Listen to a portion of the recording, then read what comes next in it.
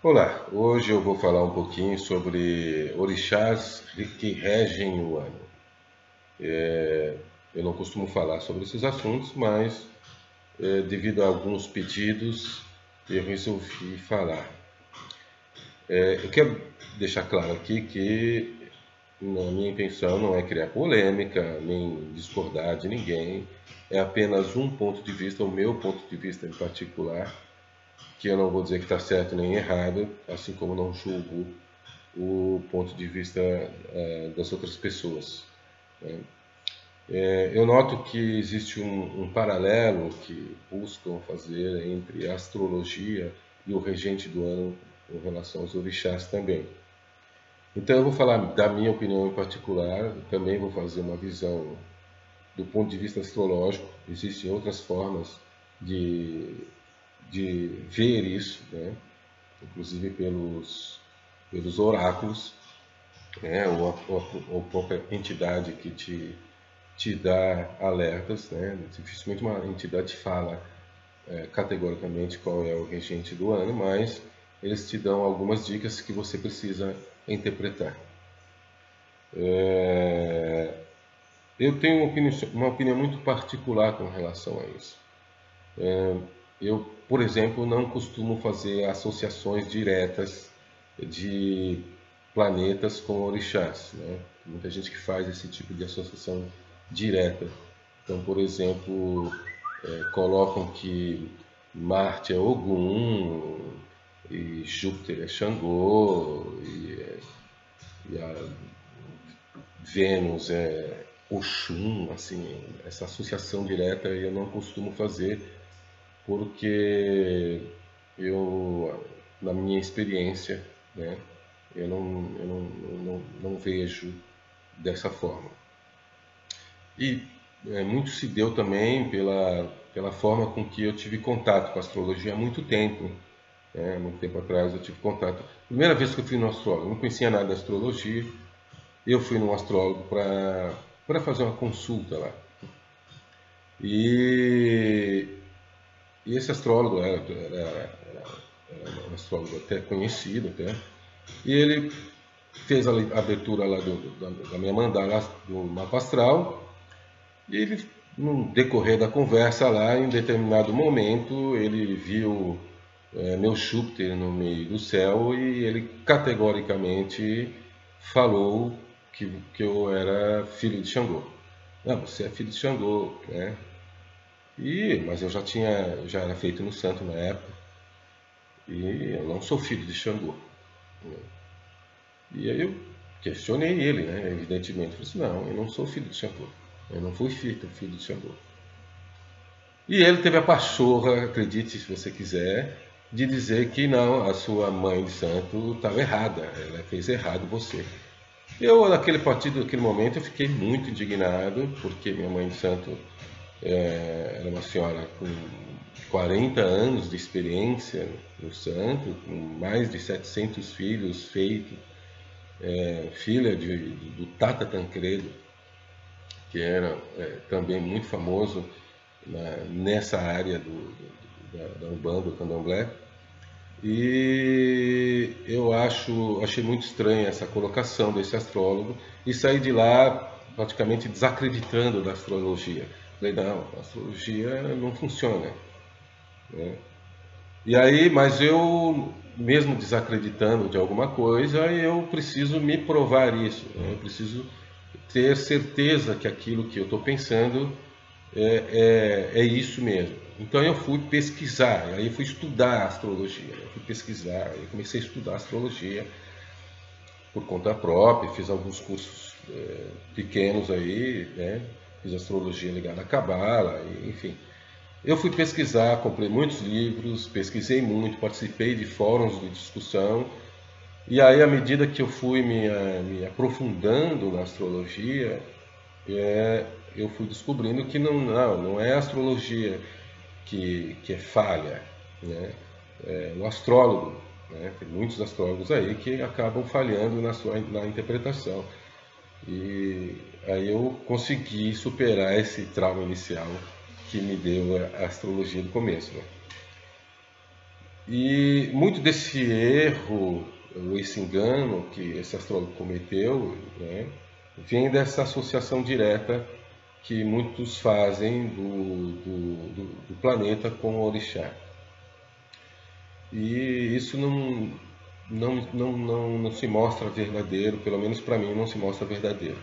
Mesmo porque se você tem um Júpiter, por exemplo, que faz aspectos com outros planetas, né, por exemplo Marte, então você não tem mais Xangô aí. Você tem, por exemplo, um Júpiter com Marte, fazendo aspecto com Marte. Você tem um outro orixá aí que poderia ser muito bem Oxaguian, que é um guerreiro, né? A associação de Marte com Ogum, por exemplo, é uma associação simplista, na minha opinião, né? Porque acredito que Ogum, o guerreiro, é Marte. Ora, mas não tem só Ogum de guerreiro no panteão dos orixás, né? Tem vários guerreiros no panteão dos orixás e cada um tem sua característica. Aliás, Ogum, antes de tudo, é ferreiro, né? É o dono do ferro. Ele é guerreiro também, mas temos outros orixás que são guerreiros, inclusive o Oxaguian, que é que é uma que é da linha de Oxalá, né?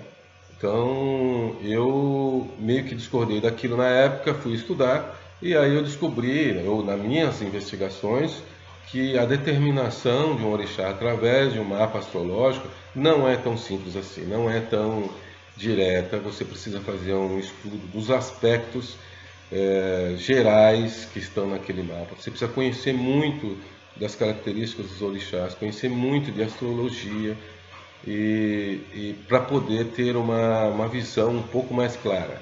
Ainda assim, o orixá mesmo de cabeça, na minha opinião, por mais que você vá, sei lá, você vai num pai de santo ou mãe de santo, ele joga o búzios para você e diga que você, seu orixá de cabeça é X ou Y, ainda assim, na feitura, no momento em que você é recolhido, você está lá no processo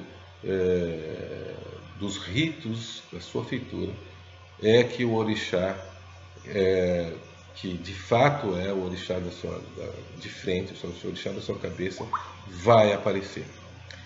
Mesmo durante esse período que você fica ali recolhido, né, fazendo o processo do rito, muitas vezes acontece de o pai ou a mãe de santo, o babalorixá, preparar você para um determinado orixá, né, que aparentemente é o seu orixá de sua cabeça, mas na hora da feitura mesmo, outro orixá pede a cabeça de uma forma tão enfática que muitas vezes tem que trocar tudo, correndo e fazer tudo diferente, porque o orixá reivindicou a cabeça. Então, isso é muito complexo, não é um negócio tão simples assim. É claro que existe a possibilidade, quando é feito um estudo, existe uma possibilidade muito grande daquele orixá ser realmente seu orixá de cabeça. Mas isso não é certo, é só a feitura que é capaz de dizer para você qual é o orixá que rege a sua cabeça.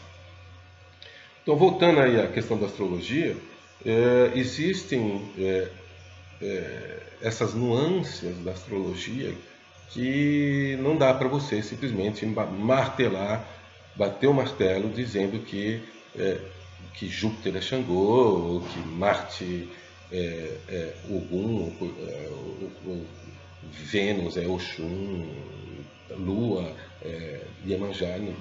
Tem muita gente que usa essa metodologia, mas eu particularmente não. Eu prefiro abrir a mandala de uma pessoa, né?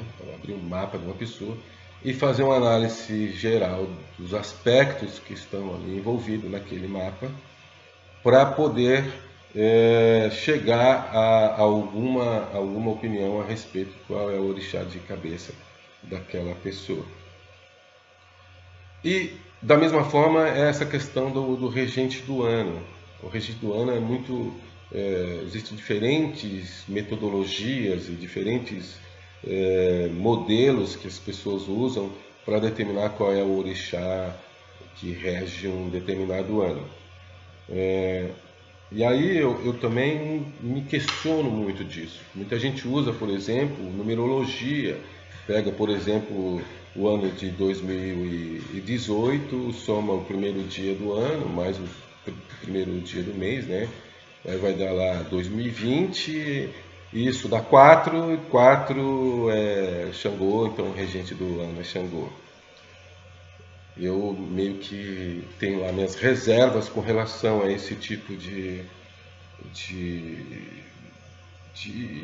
método, porque nós hoje utilizamos o calendário gregoriano, que é um calendário humano, não é um calendário que reflete, na minha opinião, a realidade da natureza, né? E, para mim, quando se fala em orixá, se fala em natureza, se fala na natureza num sentido amplo, natureza cósmica. Então, é preciso ter em mente que é através da manifestação da natureza que é a própria manifestação do orixá. Então, a gente tem que observar a natureza para poder tentar entrar em contato com o orixá regente desse ano. E assim também é a astrologia. A astrologia também é a natureza, é movimento dos orbes em relação ao olhar que a gente tem da Terra, e isso no sentido da astrologia ocidental, né? Não da astrologia védica. Então, é esse olhar que a gente tem que ter, na minha opinião. Então, quando é que começa o ano, na verdade? Eu, particularmente, o ano não começa no dia 1º de janeiro. Isso é o ano humano, é o ano convencionado a partir da adoção do calendário gregoriano. Não, o ano não começa. O ano de uma forma mais pagã até, de uma forma mais antiga, de uma forma mais primitiva e muito utilizado durante muitos anos, e que eu até concordo, ela tem a ver com os ciclos do ano. Então, quando se fala em início do ano, na antiguidade, se fala no solstício. Solstício é uma palavra que vem do grego, que significa o sol parado, né? O sol parado. Então, o solstício ele acontece agora no mês de dezembro. Para nós aqui do hemisfério sul, ele acontece agora dia 21 de dezembro de 2018. E para o hemisfério norte é o solstício do inverno. Então, na primitividade, antigamente, o solstício é que era comemorado. Se comemorava o solstício, se faziam grandes festas com fogueira, com muita alimentação, com muita alegria, porque reunindo as tribos, porque no solstício de inverno era considerado o início do ano.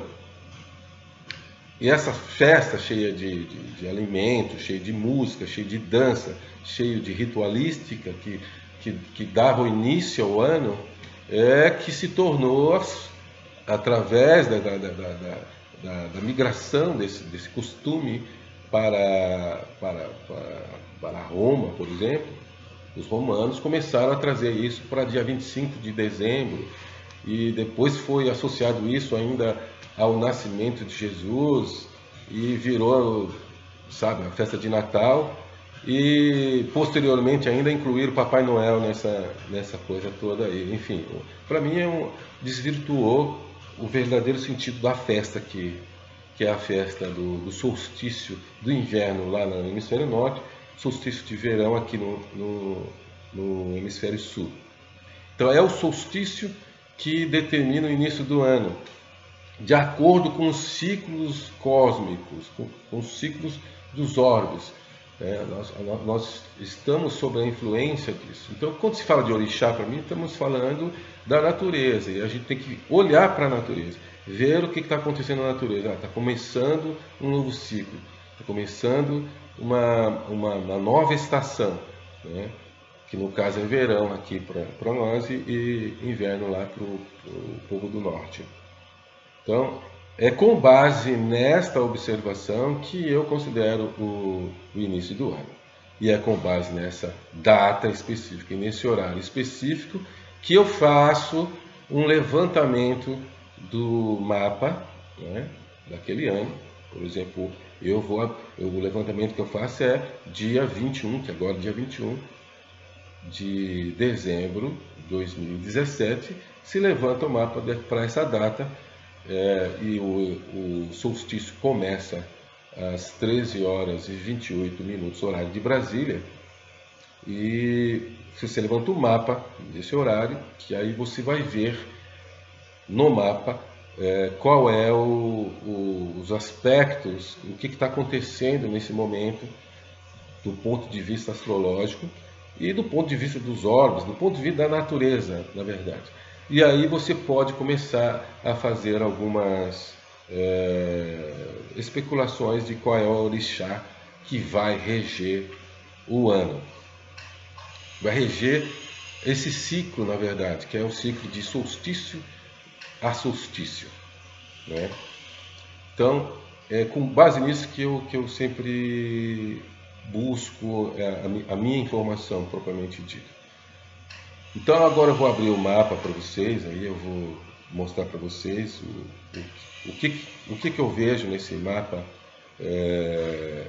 do dia 21 de dezembro agora, e a minha opinião sobre essa questão da regência do ano, tá?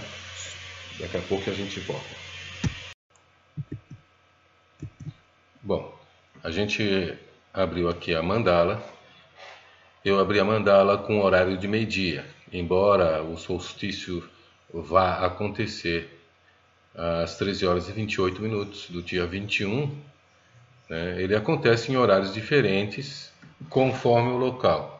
Então, a média do dia, a gente abre a mandala com o horário de meio-dia.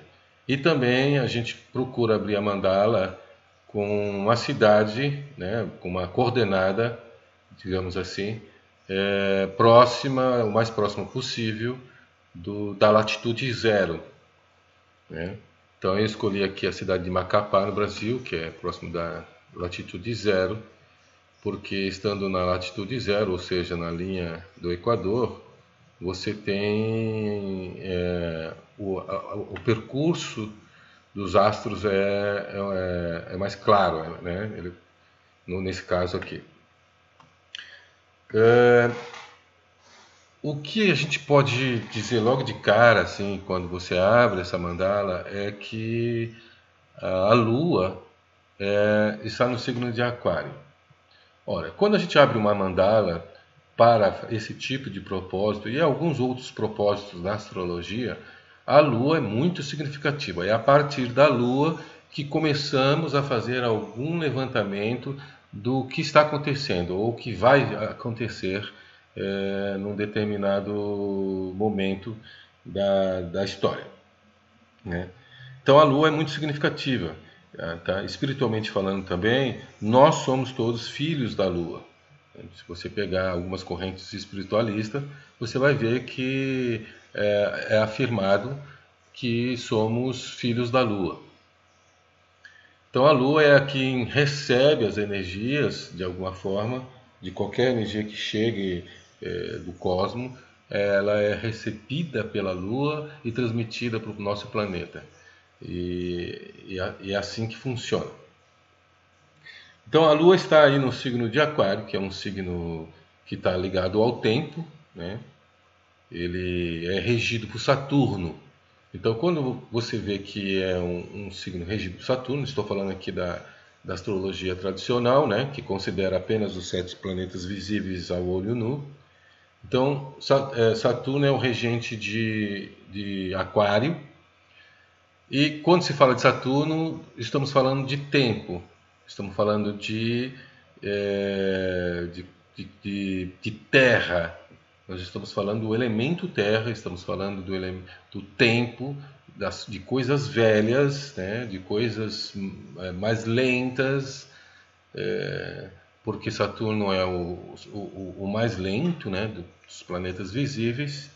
E então nós estamos falando de lentidão, estamos falando de terra, estamos falando de coisas antigas, coisas velhas.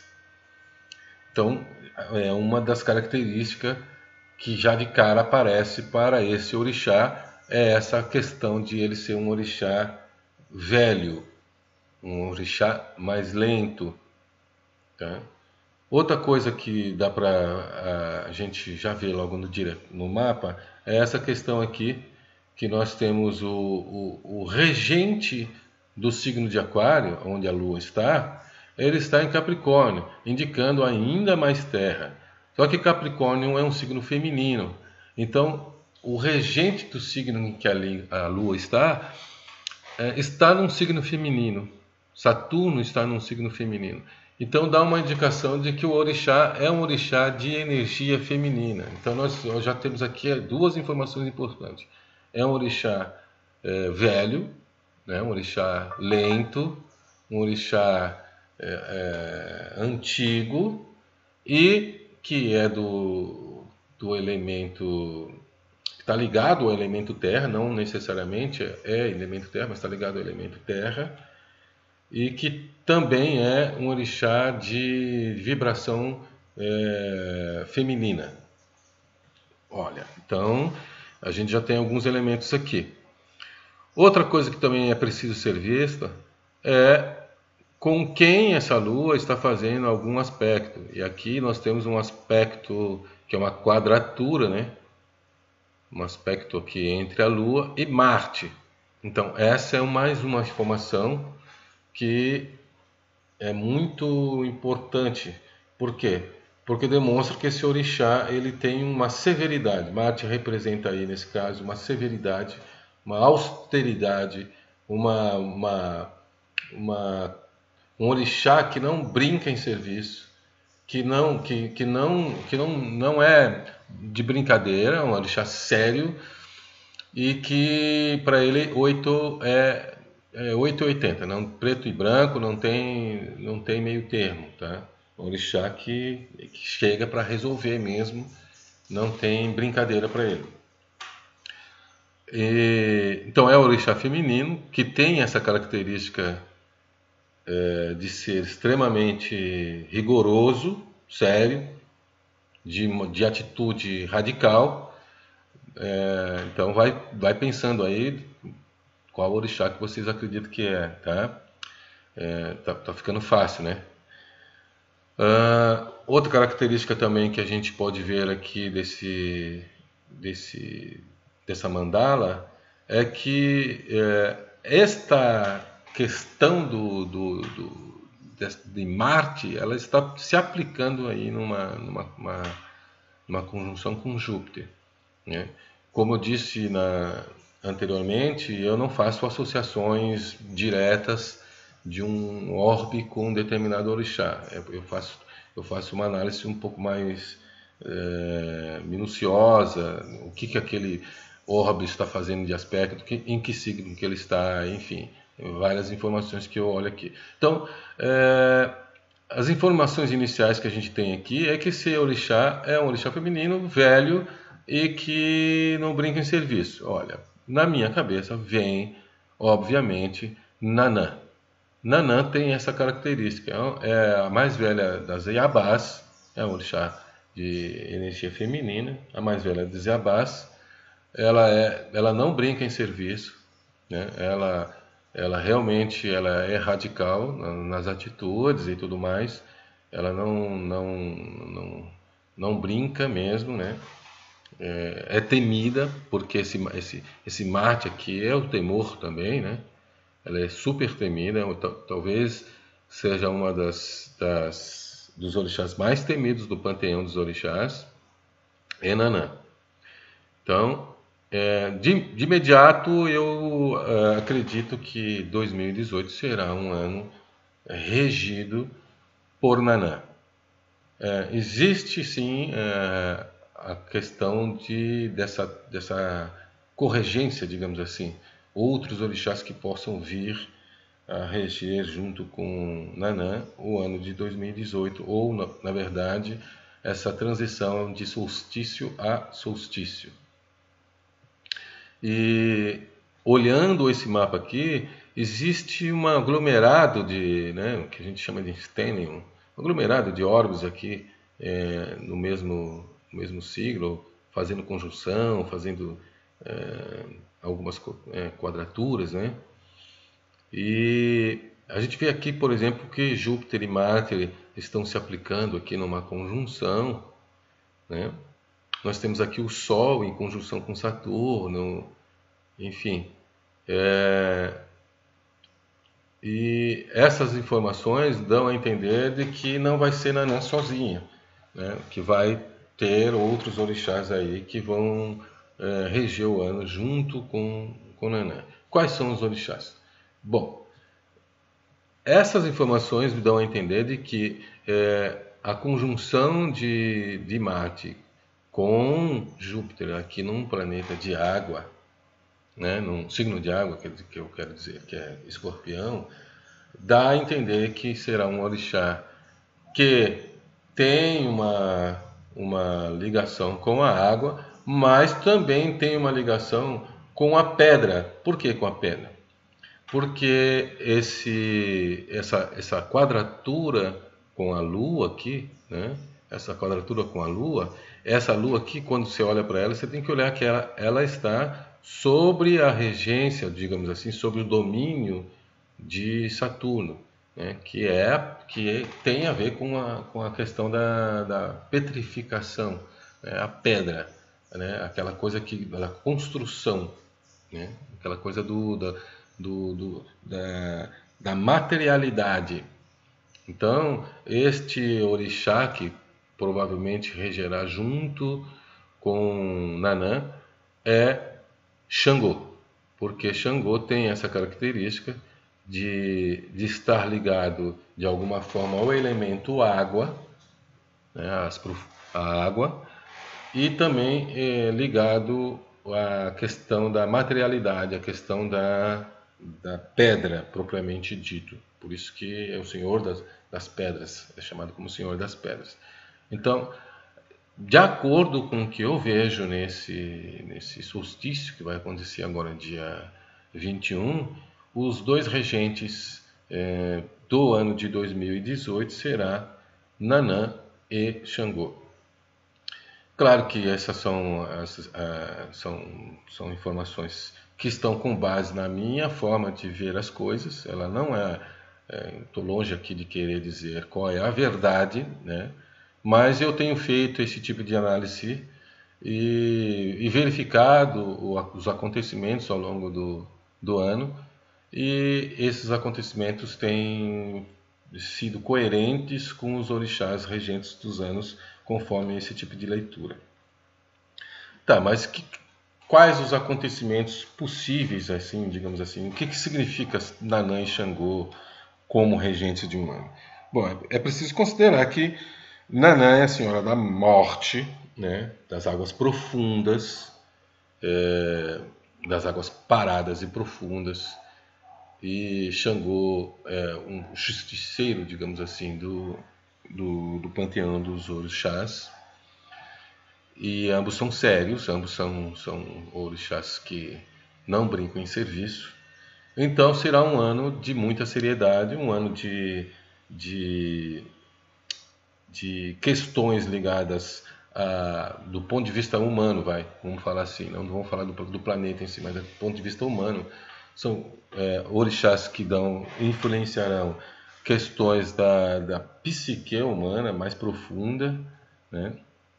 Questões ligadas a um sentimento de inadequação, por que inadequação? Quando a gente se sente inadequado a uma situação, a gente tem uma vontade enorme de se aprofundar na nossa própria psique. O aprofundamento da psique, que a psique representando aí o elemento água, é o domínio de Nanã. E então será um ano de muitos questionamentos do própria psique humana. As pessoas vão se sentir um tanto desamparadas, um tanto fora do contexto, né, por conta dos acontecimentos em geral. Elas vão se sentir um tanto deslocadas desse mundo, digamos assim. e tentando de alguma forma, buscando de alguma forma mergulhar na sua própria psique em busca de respostas para poder se adequar ao ambiente. Do ponto de vista da, do mundo em si, e não da psique humana, mas dos acontecimentos mundiais, esse orixá, juntamente com Xangô, dá a entender que acontecimentos ligados a deslocamentos de terra, terremotos, até vulcões, chuvas intensas podem vir a acontecer, enfim, coisas relacionadas à natureza, mas relacionadas na profundezas da natureza, não simplesmente à superficialidade da natureza. E com relação a outros assuntos mundiais, política, essas coisas, eu prefiro até não comentar, porque parece que haverá uma certa continuidade no processo de expurgo dessas mazelas todas que estão acontecendo no mundo político aí. Vão aparecer coisas ainda mais profundas, ainda mais escondidas.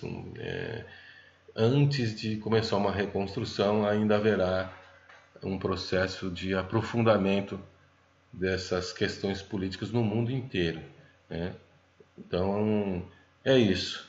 Eu espero que vocês tenham entendido aí o que eu quis dizer com relação à não associação direta de um orbe com o orixá e como existem variadas formas de determinar qual é o orixá regente de um determinado ano.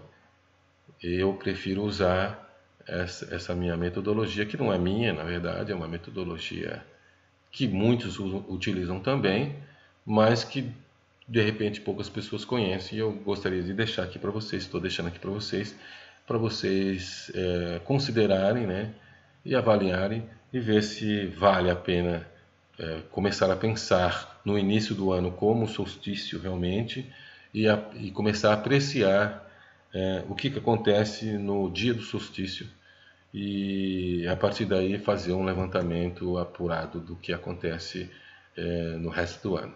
Muito obrigado a vocês e quem gostou dá um like. Muito obrigado mesmo. Até a próxima.